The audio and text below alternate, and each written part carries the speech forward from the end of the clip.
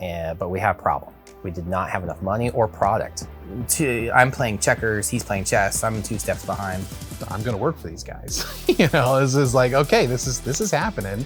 Little Timmy and little Sally we need to go to this. I don't know, that seems a little weird. And I'm like, trust me. Having a real human connection, not this.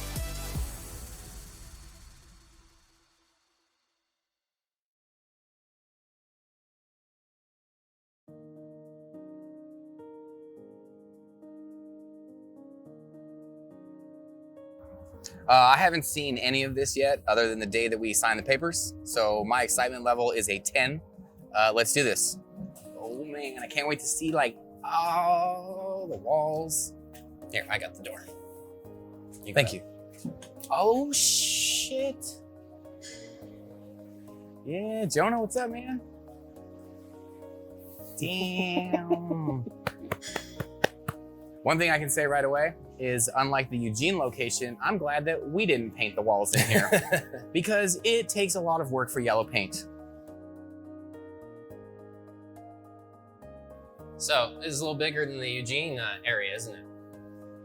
Yeah, this is substantially bigger than the Eugene location's area for receiving goods. Hey, I got some presents for you out here, John. Oh yeah? You gotta take those home. Oh man. There might be a surprise left in there for you too. We chose to go bigger for our second store. We felt like after putting up the first store that the experience could be built upon by really expanding some of the sections. All right, let's go check out the office. This is awesome. Like, this is awesome.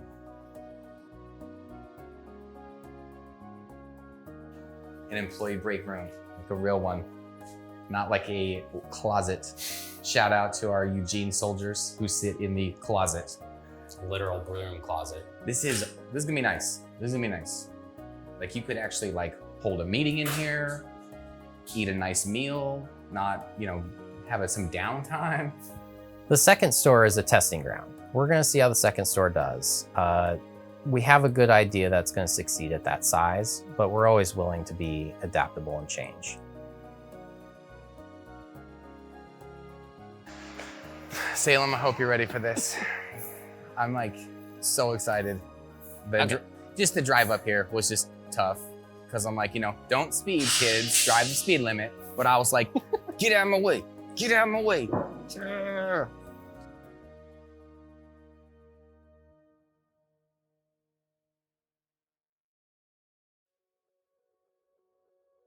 You'll watch this film and you'll think it was me, right? You'll just based on personality. You're gonna be like, oh dude, it's this gotta be this guy. No, it's Richard, okay? Richard has this like love of Disney and sort of larger than life and just like different. I was just so enamored at how their people were so creative in every aspect of that place. Every corner of it is just immaculate and has something special in it. And that's kind of the feeling I wanted to bring to the inside of a Radar Toys store. You know, if Richard comes in and he's like, yo, I got a life-size, you know, Snoopy display coming because he's into Peanuts and Snoopy or whatever, then that's like, all right, cool, that's awesome. My job is to, you know, get that integrated into the store and then also merchandise around it and hype people up. John tends to have lots of color in his vision. And he has ideas and ways that he knows is going to attract a business or make a business look attractive. And Richard always was the nuts and bolts guy and was like, well, this is our budget. Like, this is what we have. I will say that my ideas for displays have not come to fruition. But then again, I have a track record of ridiculous ideas that were never any good. I swear, John and I, we loved it. People would open the door and be like, wow, like, what is this? And we're like, come on in. But I really don't care about any of that. Like, I just care about, like I said, the interaction of people that come in. You know, that they are happy, that they feel welcome. They come in, they're like, damn, like that store is really different. Like, I really like that store. I like those people. Sort of the mission, the statement of Radar is to provide the best customer experience for toy purchasing possible. And it really just focuses around what people love. I need to make sure that people who come into our stores are having that level of experience that we are looking for, you know, that they don't walk in and walk out without being greeted or talked to, you know, a real interaction happening there. So yeah, I like being there for that. You know, it is difficult. We're doing this interview now and I'm already thinking about like what's happening in that store right now.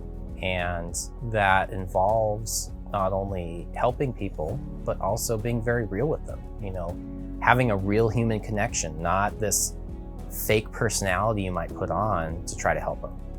And so you can build relationships with people and friendships.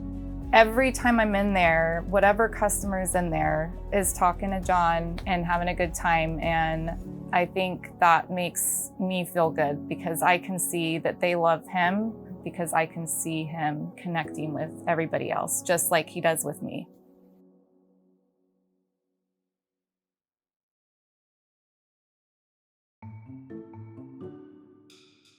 But yeah, these big visions for big parties, you know, they're mostly Richard's idea. He's usually the one that's like, look, man, we got to figure out something unique. We got to be able to put this flyer out there on social, wherever, that's going to make parents stop and be like, dude, little Timmy and little Sally we need to go to this. Our first event was a lot of fun. We did the Comic Fest, which is in October. It's right around Halloween, so we had a Halloween theme. And it went pretty well. We were really surprised how many people came out. But looking back on that, that was not that many people compared to the amount of people that started to come out to our events. John and Richard always have this vision about bringing people in, letting them see the store, but not just see the store, not just buy things, but be part of an experience at the store.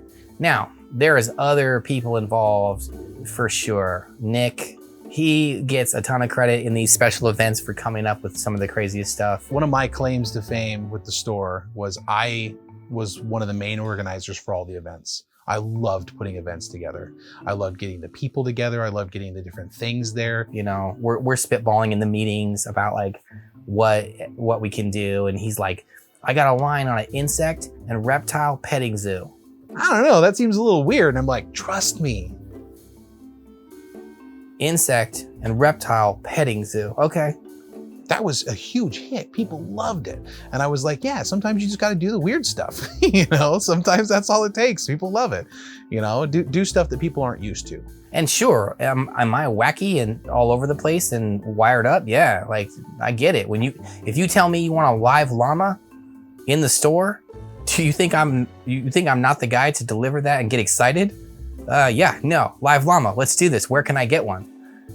Little kid's gonna remember that giant T-Rex there in the back corner of the store, or that free comic book and this tattooed guy talking to him about how awesome it is that he's in the store. The experience is very much a part of Radar as what's inside of it. Well, being Rob sucks. It also made me really nervous how brave he was. I don't think we could talk about COVID without mentioning how great it was for our business.